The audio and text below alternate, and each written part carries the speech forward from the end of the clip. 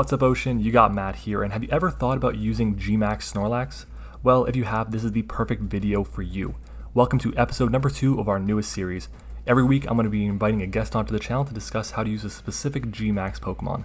We'll go over its stats, move pools, potential teammates, impact on the Sword and Shield Draft League meta, and in the end, give it a ranking. After we talk about all 30-ish GMAX Pokemon, I'll be bringing back the top 10s with the top 10 GMAX Pokemon in Sword and Shield. Episode 1 was GMAX Hatterene, so if you missed that one, go back and check it out, link is in the description. This time around though, we're covering GMAX Snorlax. But who will be joining us? Well, I'm happy to say that we have the one and the only GrandMaster D.Rey, so go ahead and say hi to the people. What's going on, beautiful people? I am the GrandMaster, and I also go by D.Rey, and I am super excited to be here. This is going to be a fun time, guys. I'm really excited to have him on. I was actually on his series, The Grandmaster's Table, which is a podcast that he has with tons of different content creators, which if you haven't seen, make sure you go and check out. He's like 20 plus episodes with some amazing people. So yeah, it's a good time. It definitely is a lot of fun. Now, the way we're doing this is that we have you guys choose which GMAX Pokemon we're covering in the next episodes. So if you want to see how you can choose which Pokemon we'll be covering next time, make sure to stick around to the end of the video. Now, why don't you let me know, what do you think stands out about GMAX Snorlax the most? Honestly, to me, it's the HP stat. So that's really what separates it from everything else, because the obvious mechanic of the GMAX in general doubles your HP stat. And with Snorlax having a base 160 HP and doubling that, that's just bananas.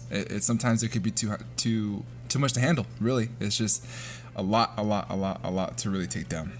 It really is. Honestly, with that massive HP stat doubling it, you really need a really strong fighting type Pokemon or something Bandit or Specs to get the KO on it. Its stats are really solid overall. With the insane 110 in attack and special defense, you really don't have a lot of options to take this thing down in one hit. It's mostly going to be a multi-turn process.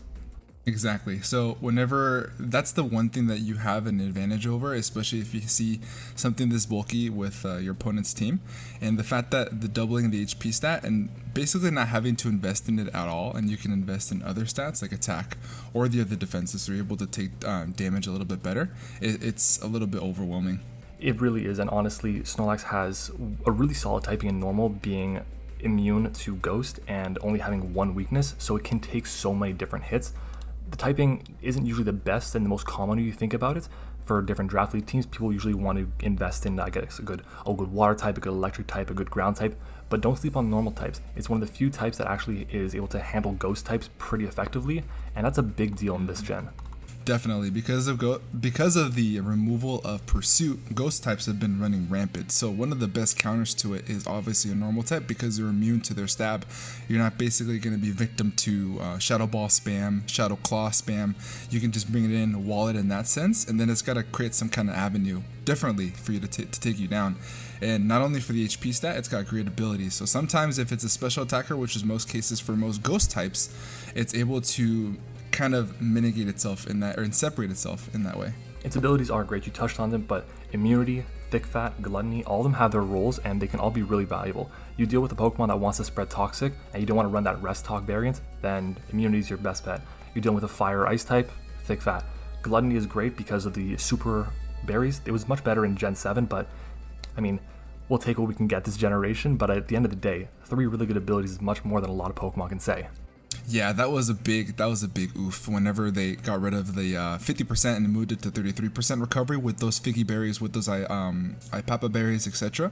Although it did get nerfed off, if you're able to use it a little bit sooner, because it is in a pinch, quote unquote, right, which means that those berries get popped at 1/4 percentage of your total HP. So if you can get it at half and recover 33%, that's pretty solid. And Snorlax does happen to have a move that will get you down to half HP pretty damn quickly, and that's Belly Drum. Now, I've used my fair share of Belly Drum Snorlaxes in the past, and my god, it's just absolutely terrifying getting this thing to +6, and you, instead of being at 50%, you get to, that's 66-ish, something like that percent? No, what is that, 77%? I could be crazy, but the math is there somewhere. And then you have your GMAX on top of that. My god, you're going to be blowing everything back. Yeah, and what the cool thing about Snorlax is also is that those sets get boosted in a sense. They get a big buff because the move, and we'll get into that, the move that GMAX Snorlax gets is GMAX Replenish, and for that set in particular, the Belly Drum set, is not only are you able to pop it when you get that max attack when you get to 50% for the Belly Drum, you have an opportunity to get that berry back, which means that you get more health and more longevity when this thing is already boosted, which is insane. Right, and you touched on it again. GMAX Replenish, what it does, gives you back your berry that you've used. Now, you and I were both in the AP Academy, and the way that league went was you had to have a Pokeball or some sort of Pokeball on your GMAX Pokemon, which meant you can't have a berry. So GMAX Replenish is basically just a more powerful body slam or something. So exactly. Snorlax really gets a lot better once you incorporate items.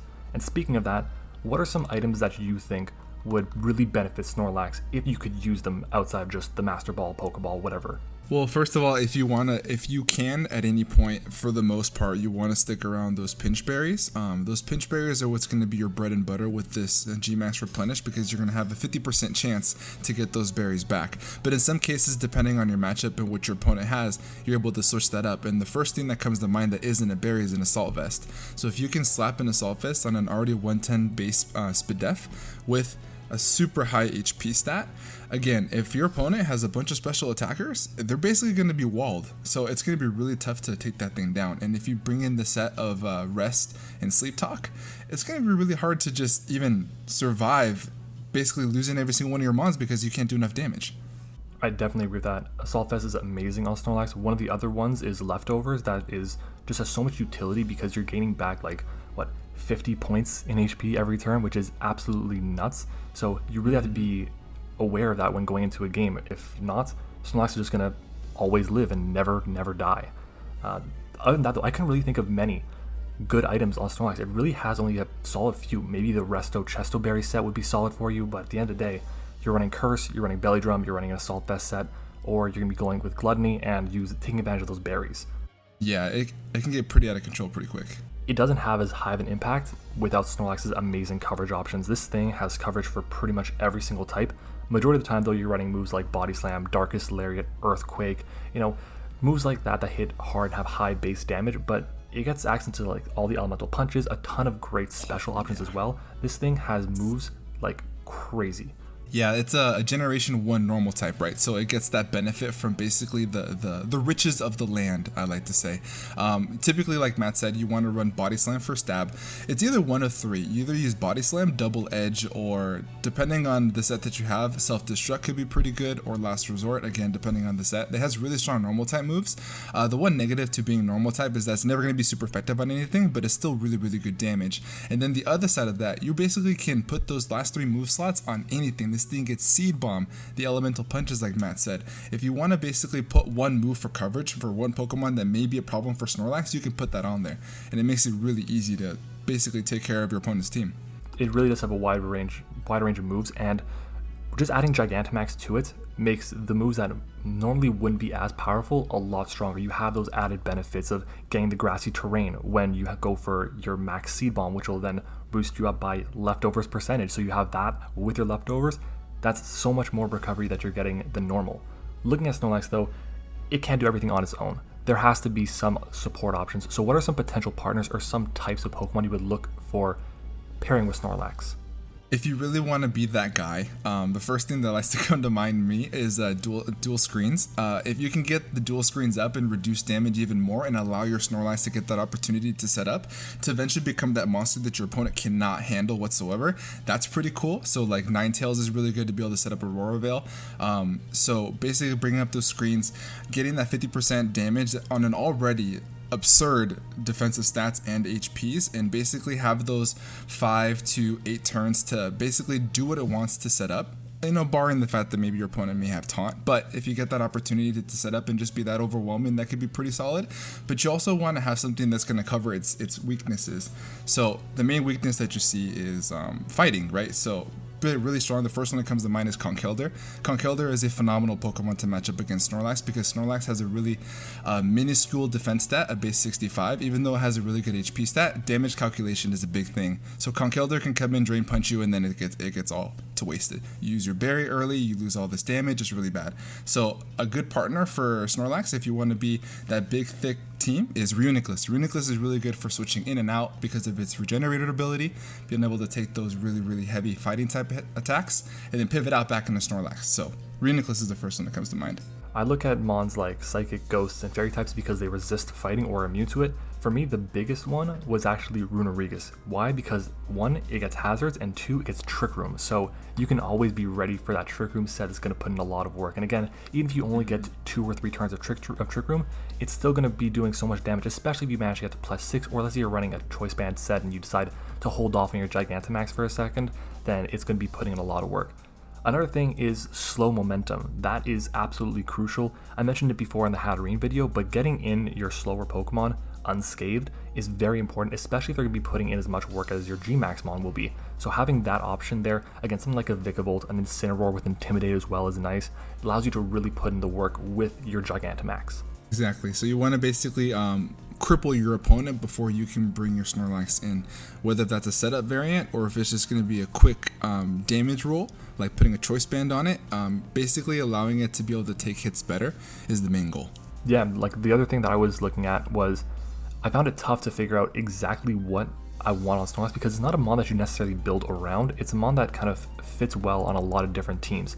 I usually see it as like the glue Pokemon. It just you need a Ghost Resist, you need something that can take special hits. Snorlax is great. It's like tier 2, tier 3 in some drafts, and it can really just take advantage of so many different teams. And a lot of people, they're forced to prep heavily for like a curse set because if they don't, they just auto lose to it. And that really opens up doors for the rest of your team. And GMAX Snorlax kind of doesn't have as much of that because it has to go with the Gigantamax option and you really want to click the Dynamax button. But at the end of the day, Snorlax is Snorlax, and if you get those boosts up, it's going to be a pain to take down. Yeah, it's like you said, it's the glue to the team. It's that part, it's that half second that your opponent sees the Snorlax and has to take account for it, because typically if you have a specific Pokemon on your opponent's team that is typically running rampant, you have to keep in mind for that Snorlax, right? If it's a special attacker, like, okay, how do I deal with Snorlax? Do I have to bring a partner to be able to deal with it? If you have a physical attacker, it's a little bit easier, but in the sense of you seeing it on paper, you're forced to prep for it, whether you like to or not, because there's always that chance for it to come in and either wall you or to be able to make or force you to do a different game plan that's typically the straightforward. Exactly. And one thing though that we do want to bring up is, I do want to say quickly, is this is a Draft League channel. If you guys don't know about Draft League, I'm your guy. But if you want to hear about how Snorlax does in VGC, then listen up, because D.Rey's going to take over and he's going to spit some fire for VGC Snorlax. Oh my god. Guys, if you guys have not played VGC, which is the official format of the Pokemon Company, I suggest you highly do so. The Snorlax is king, really. It really is. The comparison between Draft League format and VGC is very different. So Snorlax is able to come in and allow a team to support it very well, right? So the one thing that we mentioned a little bit earlier was that it's kind of tough to support Snorlax straightforward, right? So you can have intimidators, you can have screens like we mentioned, but essentially one Pokemon is on the field at a time. When you're playing in VGC, your support Pokemon is right there next to you, so it's a lot easier for it to do what it wants to do. So I'll just put 2 sets right there in front of you, just so you guys can kind of marinate on this idea. So the first one is the Belly Drum set that we talked about. Typically it's a little bit different. It's harder in Draft League for you to set that up depending on what's in front of you. If you get that opportunity to bring it in for free and then you can set up a Belly Drum, great. But then you have another Pokemon that comes in and could mess you up. But now you can have a Pokemon that's right next to you to support you, to allow you to get that Belly Drum for free in most cases, and to also protect it to ensure that your Snorlax basically destroys your opponent's team. The first Pokemon that comes to mind is Dusclops, right? Dusclops gives you the opportunity to not only set up Trick Room, but it gets this move called Ally Switch, and that's basically playing mind games with your opponent.